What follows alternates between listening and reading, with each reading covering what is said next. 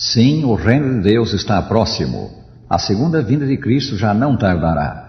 Como o antigo povo escolhido nas campinas de Moabe, após 40 anos de peregrinação no deserto, podia ver, além do Jordão, os montes de Canaã, nós cristãos podemos ver pelos olhos da fé os montes da pátria celeste. Vivemos no tempo do fim. Isto é o que creem milhões de cristãos ao redor da terra. Em que se baseia essa convicção? Primeiramente no fato de que várias grandes cadeias proféticas do Sagrado Livro apontam ao nosso tempo como o tempo do fim. Algumas delas estão no livro de Daniel, e entre elas tem destaque a profecia dos 2.300 dias-anos mencionada em Daniel 8,14. Outras estão no Apocalipse, o último livro das Escrituras. A dos 7 selos é uma delas, e também a das 7 trombetas. Consideremos a profecia dos 7 selos. Desde os primeiros séculos da nossa era, cristãos eminentes entenderam que essa profecia abrange toda a história da Igreja, da primeira vinda de Jesus até a sua segunda vinda. No 5º capítulo de Apocalipse, o apóstolo João, que escreveu o livro, encontra-se em visão na presença do Rei do Universo e vê na mão direita de Deus um livro selado com 7 selos. Esse livro continha revelação de acontecimentos futuros. Ninguém foi achado digno de abri-lo, senão o Cordeiro de Deus, isto é, o Senhor Jesus Cristo, que tomou o livro da mão de Deus Pai e começou a romper os seus selos. Lembremos, os livros de então eram rolos de papiro ou pergaminho. Nesse caso, o livro evidentemente era constituído de 7 rolos, um dentro do outro e cada qual selado com um selo. Vi, diz São João, quando o Cordeiro abriu um dos 7 selos, e ouvi um dos 4 seres viventes dizendo, como se fosse voz de trovão, vem. Vi então, e eis um cavalo branco, e o seu cavaleiro com um arco, e ele saiu vencendo e para vencer. Apocalipse 6, 1 e 2. O cavalo branco representa a pureza da doutrina cristã na fase inicial da Igreja. O haver o seu cavaleiro saído vencendo e para vencer representa o rápido avanço da fé cristã no primeiro século.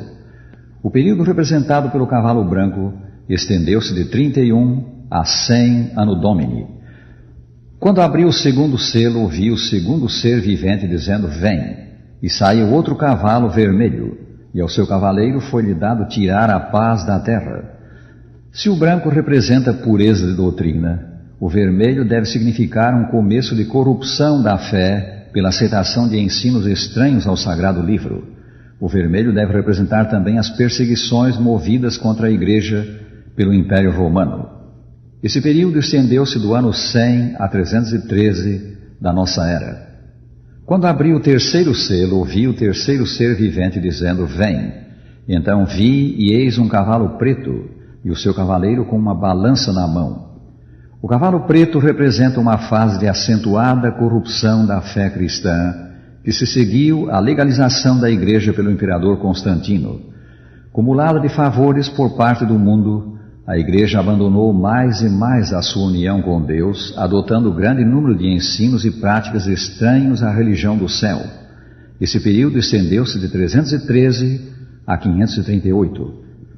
Quando o Cordeiro abriu o 4º selo, ouvi a voz do 4º ser vivente dizendo, vem. E olhei, e eis um cavalo amarelo e o seu cavaleiro, sendo esse chamado Morte. O amarelo, o amarelado, é a cor da decomposição e representa uma fase de morte espiritual e perseguição de dissidentes, característica do período que se estendeu aproximadamente de 538 a 1517. Vem agora o 5º selo. Quando ele abriu o 5º selo, vi debaixo do altar as almas daqueles que tinham sido mortos por causa da palavra de Deus, e clamaram em grande voz, dizendo, até quando, ó soberano Senhor, não julgas nem vingas o nosso sangue dos que habitam sobre a terra? Então a cada um deles foi dada uma vestidura branca, e lhes disseram que repousassem ainda por pouco tempo. Aqui os que foram mortos por causa da palavra de Deus, os fiéis de Deus mortos nas perseguições de Roma Imperial e mortos depois por professos cristãos, são representados como falando. Os mártires clamam a Deus por causa do longo tempo de perseguição. O vidente diz que lhes foram dadas vestiduras brancas. Como resultado de uma mudança de circunstâncias, eles passaram a ser encarados como filhos de Deus e não mais como hereges. Esse período estendeu-se de 1517 a 1755. Vi quando o Cordeiro abriu o sexto selo e sobreveio grande terremoto. O sol se tornou negro como saco de crina, a lua toda como sangue. As estrelas do céu caíram pela terra como a figueira quando abalada por vento forte deixa cair os seus figos verdes, e o céu recolheu-se como um pergaminho quando se enrola. Então todos os montes e ilhas foram movidos dos seus lugares. Os reis da terra, os grandes, os comandantes, os ricos, os poderosos e todo escravo e todo livre se esconderam nas cavernas e nos penhascos dos montes e disseram aos montes e aos rochedos: caí sobre nós e escondei-nos da face daquele que se assenta sobre o trono e da ira do Cordeiro. O terremoto aqui predito é evidentemente o de Lisboa, ocorrido em 1755. Em apenas poucos minutos ele destruiu a maior parte da capital portuguesa, matando 90.000 pessoas. Quase toda a Europa e até as Índias ocidentais sentiram o choque no mesmo dia. 25 anos mais tarde veio o chamado Dia Escuro, que afetou a Nova Inglaterra. Lembramos que o próprio Senhor Jesus Cristo declarou que o escurecimento do sol seria um dos sinais de sua vinda. São Mateus 24, 29. Veio em seguida o grande chuveiro de meteoros ou estrelas cadentes, ocorrido em 1833. Em poucas horas, na madrugada de 13 de novembro daquele ano, mais de 1 bilhão de estrelas cadentes, segundo cálculos cuidadosos, iluminaram os céus da América do Norte. Ambos esses acontecimentos foram interpretados pelos cristãos contemporâneos como o cumprimento das profecias bíblicas, como sinais da aproximação do fim. Os seguintes acontecimentos relacionados com o sexto selo são: o céu atmosférico recolheu-se como um pergaminho quando se enrola. Todos os montes e ilhas foram movidos dos seus lugares.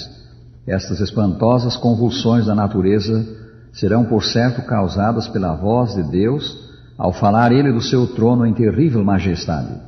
A Escritura diz: aquele cuja voz abalou então a terra, no Sinai, agora promete dizendo: ainda uma vez por todas, farei abalar não só a terra, mas também o céu. Hebreus 12, 26. Então os ímpios, os que não tiveram lugar para Deus no coração e se confirmaram no pecado, apelarão à própria natureza para que os oculte da presença do Deus que desprezaram. Esses acontecimentos, as convulsões da terra e a angústia dos ímpios, ainda não ocorreram. Vivemos, pois, sob o sexto selo, entre os versículos 13 e 14 de Apocalipse 6. Notemos, porém, meus amigos, o que ainda não se cumpriu do sexto selo está diretamente relacionado com a segunda vinda de Cristo. Esses acontecimentos e a volta do Senhor são quais relâmpago e trovão. Agora o sétimo selo. São João diz: quando o Cordeiro abriu o sétimo selo, houve silêncio no céu cerca de meia hora. Apocalipse 8, versículo 1. Quando Jesus voltar, todos os santos anjos o acompanharão. São Mateus 25, 31.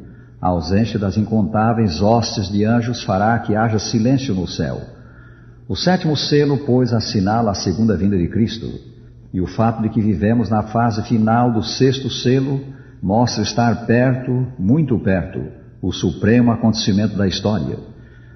Isto é o que as cadeias proféticas indicam, e os sinais do fim confirmam. A muito grave condição do mundo, político, moral e religioso, é um cumprimento de profecias do fim, fim de um mundo de males e o advento do reino celestial.